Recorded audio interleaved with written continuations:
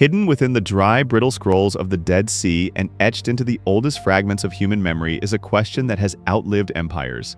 It isn't just why are we here, but something much more haunting. In the ancient Hebrew texts, there's a word, Chashav. It describes a master weaver planning a tapestry, or a silversmith calculating the exact heat needed to refine ore. The mystery isn't that life exists, it's that every heartbeat is a calculated rhythm in a larger, invisible symphony. Why does a creature made of dust feel a hunger for the eternal? Why do we build, dream, and weep for meaning if we are merely biological accidents? Today, we go back to the blueprint.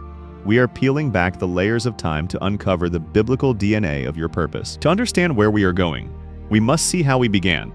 The biblical account of creation offers a startling contrast to every other ancient myth. While other gods created humans to be slaves or as an afterthought, the Genesis narrative describes a divine pause. Let us make man in our image. Notice the shift. God spoke the stars into existence, but he sculpted humanity. He knelt into the dirt of the earth. The Bible suggests that your purpose is hardwired into your very composition. You are a bridge. You are made of the dust of the earth, representing your physical, temporal reality, and the breath of God, representing your spiritual, eternal capacity. Your first purpose wasn't to do anything, it was to be an image bearer. A mirror reflecting the character of the infinite into the finite world, but the mirror shattered. Biblical history is a long, winding road of forgotten purpose. We see it in Abraham, called out of a comfortable city to wander toward a promise he'd never fully see. His purpose wasn't his own comfort. It was to be a conduit for a blessing that would reach you thousands of years later. We see it in Joseph, forgotten in an Egyptian dungeon. If you asked him then, he would have said his life was a failure. But the Bible reveals a terrifyingly beautiful truth. Purpose is often forged in the dark.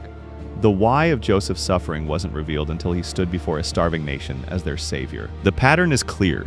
In the biblical narrative, your purpose is rarely about your destination. It is about your transformation along the way. The wilderness wasn't an obstacle for the Israelites. It was the classroom where they learned that man does not live by bread alone. What does this mean for us? In a world of screens and shadows, the Bible uses the symbol of the temple. In the Old Testament, the temple was the only place where heaven and earth touched. But the New Testament introduces a radical, almost dangerous idea. You are the temple. Your daily work, your relationships, your quietest thoughts. These aren't extracurricular activities. They are the liturgy of your life.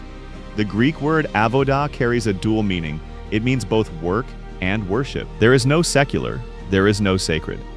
If your purpose is to reflect the Creator, then the way you manage a business, raise a child, or create art is a priestly act. You are reclaiming the territory of the ordinary for the divine. As we move toward the prophetic climax of the biblical story, the tension tightens. The world tells you that your purpose is self-actualization, to build your own kingdom, to make your name great. But the prophets, from Isaiah to John of Patmos, speak of a different kingdom. They warn of the Babel complex, the human drive to reach the heavens through our own strength. The contrast is stark. The world's purpose is accumulation. The Bible's purpose is contribution. The world's purpose is power. The Bible's purpose is surrender. The prophets tell us that a day is coming when every monument we've built to ourselves will crumble. On that day, the only things that will remain are the things we did for the sake of love. The Bible suggests that your life is a seed.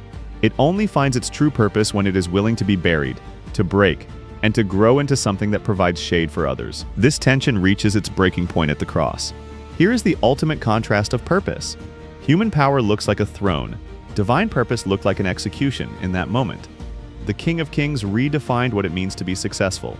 He showed that the highest purpose of a human life is not to be served, but to serve. If you feel lost today, if you feel like a useless gear in a giant machine, remember this. The Bible doesn't measure your value by your productivity, but by your identity. You are not what you do, you are whose you are. The architect doesn't make mistakes. The very things you find useless about yourself, your weaknesses, your scars, are often the places where the breath of God moves most powerfully. Your life is not a random sequence of events.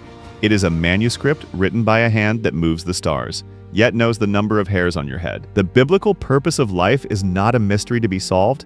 It is a person to be known. It is the restoration of that ancient image, the dust, finally learning to breathe the air of the eternal. The question isn't, what should I do with my life? The question is, who am I reflecting today?